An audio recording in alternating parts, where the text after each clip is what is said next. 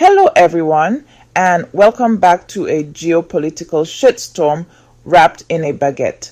Today, we're diving into the complex geopolitical landscape of Burkina Faso and exploring why some Western governments might want Ibrahim Traoré out of power.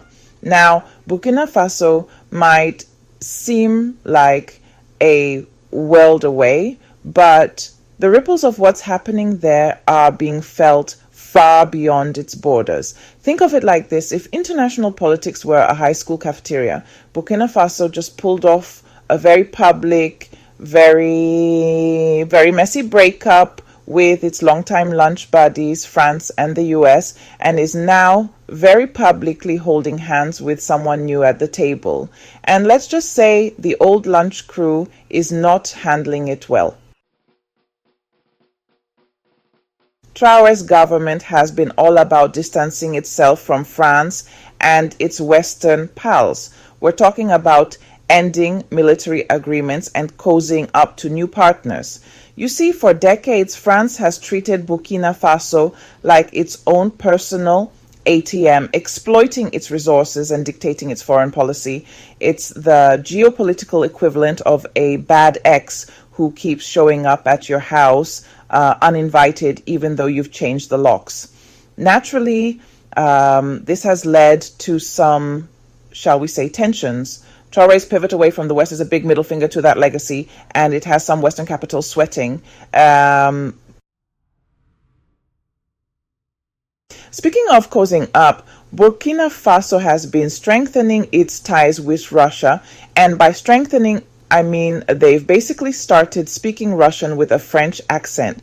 This includes potential military cooperation with the Wagner Group, a shadowy Russian mercenary outfit known for its, let's say, creative approach to conflict resolution. Now, the West sees Wagner like that weird uncle at a family reunion, you know, the one with the eye patch and a questionable past. They're not entirely sure what they're up to, but they're pretty sure they don't like it. Remember that messy breakup I mentioned earlier? Well, it got a whole lot messier when Burkina Faso kicked French troops out of the country. See, France had this little operation called Operation Barkhane, a counterterrorism mission that, let's be honest, was about as effective as a screen door on a submarine. The expulsion of French troops was a major blow to France's military presence in the region, and a sign that Burkina Faso was done playing by their rules. Chapter 4, All Mine, the Nationalization Question. There's been a lot of talk about Traoré's government potentially nationalizing mines or renegotiating contracts with foreign companies. Now imagine you're a Western mining company used to waltzing into Burkina Faso and basically taking whatever you want, like a raccoon in a dumpster.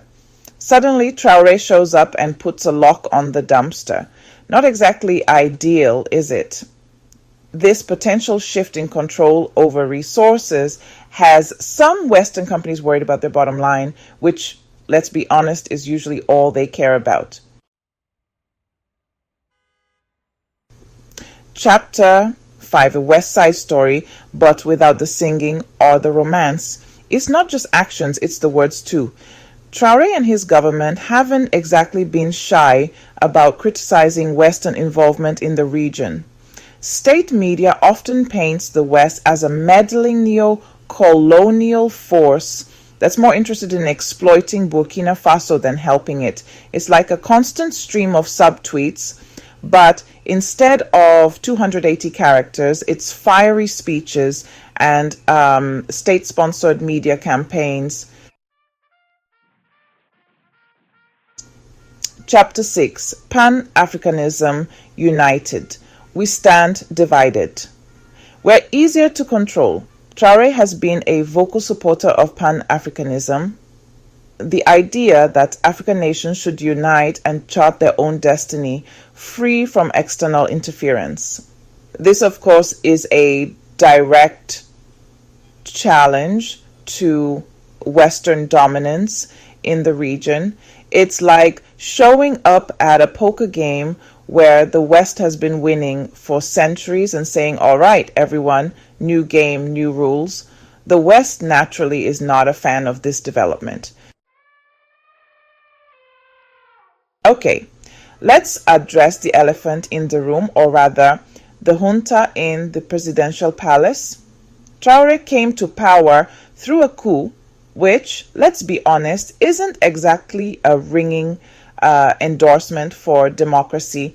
And the West loves to throw around the word democracy like it's confetti at a parade. Never mind the fact that they often support undemocratic regimes when it suits their interests. It's hypocrisy with a side of a freedom fries.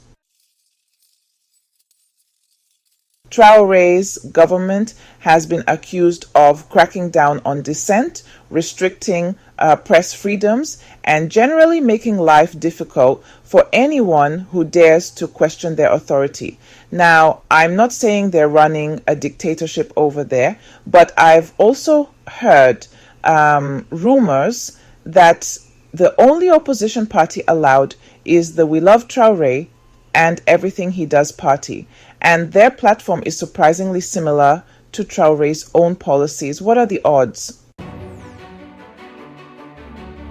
All of this upheaval and uncertainty in Burkina Faso has the potential to destabilize the entire region.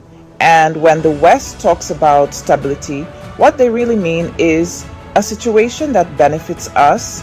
They claim to be concerned about the spread of terrorism and extremism, but let's be real.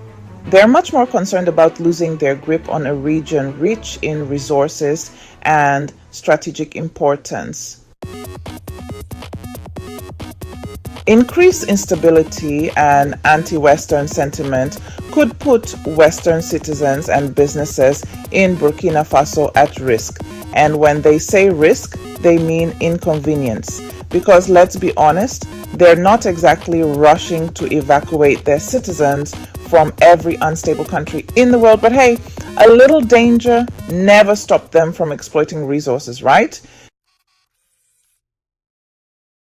The success of military takeovers in Burkina Faso, Mali, and Niger has some Western governments worried that it might inspire copycat coups in other countries.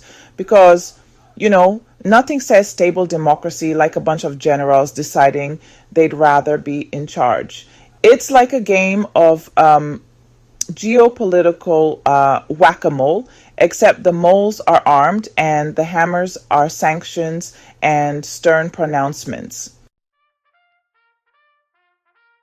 The expulsion of Western military and diplomatic personnel from Burkina Faso has also disrupted intelligence sharing, which is vital for counterterrorism efforts. Of course, when it comes to intelligence, the West is a lot like that friend who borrows your notes but never lets you copy theirs. They want all the information, but they're not so keen on sharing.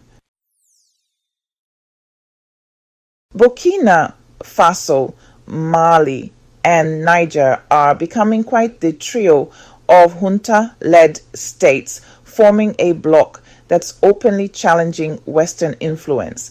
They're like the cool kids table in the cafeteria of international relations, and everyone else is just trying to figure out if they should try to sit with them or pretend they don't care. Spoiler alert, they definitely care.